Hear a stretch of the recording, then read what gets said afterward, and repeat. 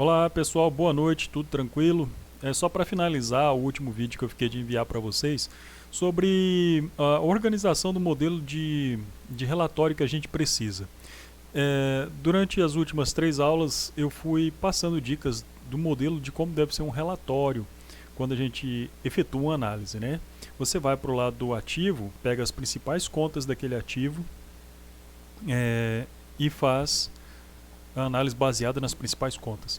Se uma conta você está fazendo na análise vertical e ela representa, por exemplo, 0,3% do ativo total, ela não tem representatividade.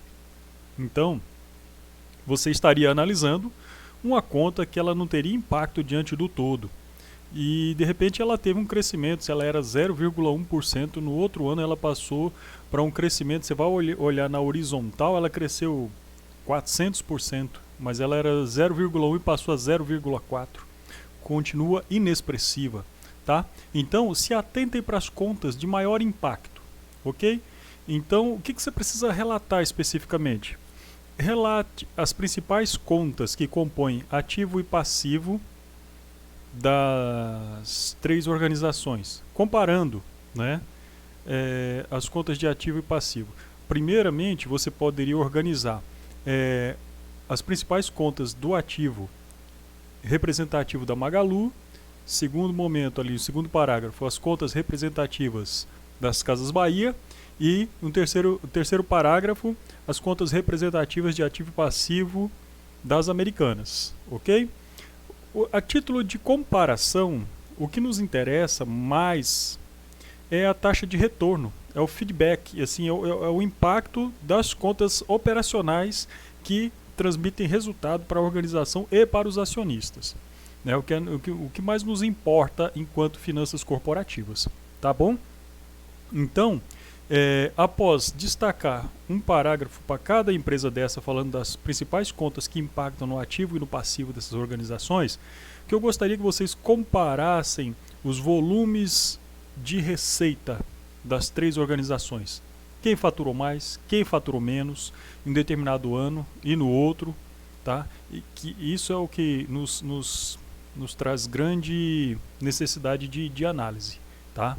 Porque imagine você investindo numa organização. Você teria que escolher desse segmento, dentre essas 3, escolher uma. Qual você iria escolher? Você pode partir para uma análise para que mais vendeu. Mas essa seria a melhor resposta? Isso que eu quero que você veja. Tá? Se essa seria a melhor resposta. Porque às vezes uma organização vai vender muito e quando você vai comparar a taxa de retorno do investimento, é pequenininha ou não existe, porque vendeu muito e operou no prejuízo aqui na DRE, na parte de baixo da DRE. Ao invés de lucro líquido, apresentou prejuízo no exercício. Né? E a gente sabe que a margem de lucro, comparado com o ativo total dessa empresa, a taxa de retorno vai dar lá embaixo. Tá? Então, esse ponto tem que ser comparativo. O quanto cada uma gira o seu estoque de um ano para o outro, compare as 3. Se possível, faça gráfico. Faça um gráfico colocando ano de 20 e 21 as 3 empresas. Quem mais girou o estoque? Ano de 20 e 21 das 3 empresas. Quem mais deu taxa de retorno? Tá? Aí sim, estabelecer uma análise a partir disso aí, dizendo e indicando quais seriam as mais indicadas para o investimento. Tá? Então seria nesse ponto que nós gostaríamos de frisar.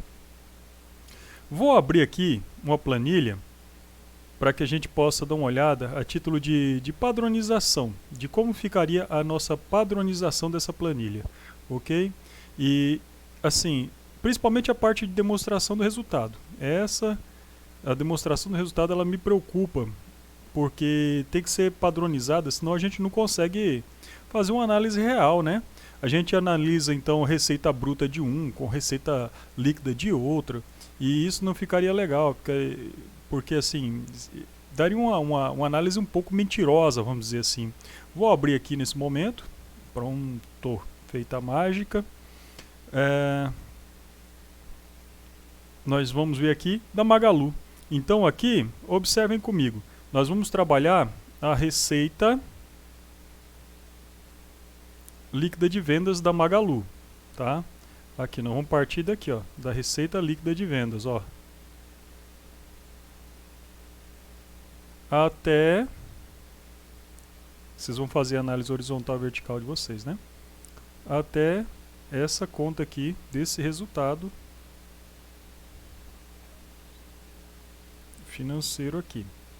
O meu já está em destaque amarelinho, mas no vídeo vocês vão poder fazer o mesmo. Quais são as contas compatíveis aqui na Casas Bahia? Tá aqui, ó. Essa aqui, ó, receita com venda de mercadoria e serviço, que não fala nem se é bruta ou se é líquida, mas é líquida porque já tem as deduções. E o lucro antes do imposto de renda, tá? Aqui, o lucro antes do imposto de renda, mesmo depois das equivalências, mas antes do imposto de renda. E aqui, na Americanas, nós utilizaríamos essa daqui, ó. Opa! A receita líquida de venda de serviço. E aqui embaixo, o resultado financeiro líquido disso. Tá? Então, a análise seria partindo desse processo. Todas as contas daqui, ó, dividido para cá. Tá? Daqui, dividindo para cá. Na vertical, né? Na análise vertical. Na horizontal a gente já sabe. Análise horizontal, eu utilizaria os valores daqui, dividindo aqui, né? Ó, por exemplo, esse valor dividido por esse. Essa é a horizontal. E de baixo para cima, tendo como padrão isso aqui, para análise vertical. Certo, pessoal? Esses são os elementos que nós precisamos de analisar a título da aplicação da análise. Sobre o relatório, nós não estamos totalmente familiarizados ao uso de termos técnicos de relatório, né? Então, como não estamos totalmente familiarizados, vou postar um relatório que eu emiti sobre uma empresa fictícia para que os alunos observem como se procede um relatório. Você inicia dizendo sobre o ramo de atividade da empresa. Tá? Você dá algumas características. Como vocês vão estar falando de 3 empresas, digam que são 3 empresas que trabalham especificamente com venda a varejo, que algumas têm lojas físicas e lojas, todas elas, né, têm lojas físicas e lojas virtuais, e que tem passado, de repente, por um momento de crise nos últimos anos. Até isso você pode destacar, né, porque isso é de conhecimento geral. E, a partir dali, no segundo e terceiro parágrafo, escrever aqueles pontos que eu estava citando para vocês agora há pouco, tá bom? Então, eu vou passar um relatório para vocês, vou deixar um modelo para vocês, subir o modelo para vocês ali no SIGA A. Esse vídeo, agora, 18h48, eu estou finalizando o vídeo, vou editar o vídeo, subir no YouTube e disponibilizando o link para vocês, tá bom? Para quem sentir a necessidade de estar olhando o vídeo aí para estar organizando seu relatório. Pessoal, o que a gente exige necessariamente do relatório? Tem que ter uma capa, tá? Uma capa tem que ter. Você coloca uma capa, cria uma capa lá, só para dizer relatório de análise horizontal e vertical e índices. Quais são os índices? De rotatividade de estoque e taxa de retorno de investimento. Então são essas coisas que vocês vão estar analisando, tá? Isso precisa estar descrito na capa, tá bom? Que o que vocês estão fazendo são as análises, né? Análises. Ó, como é que eu tô bom com essa caneta agora? Horizontal e vertical. E índices. 2 pontos de rotatividade de estoque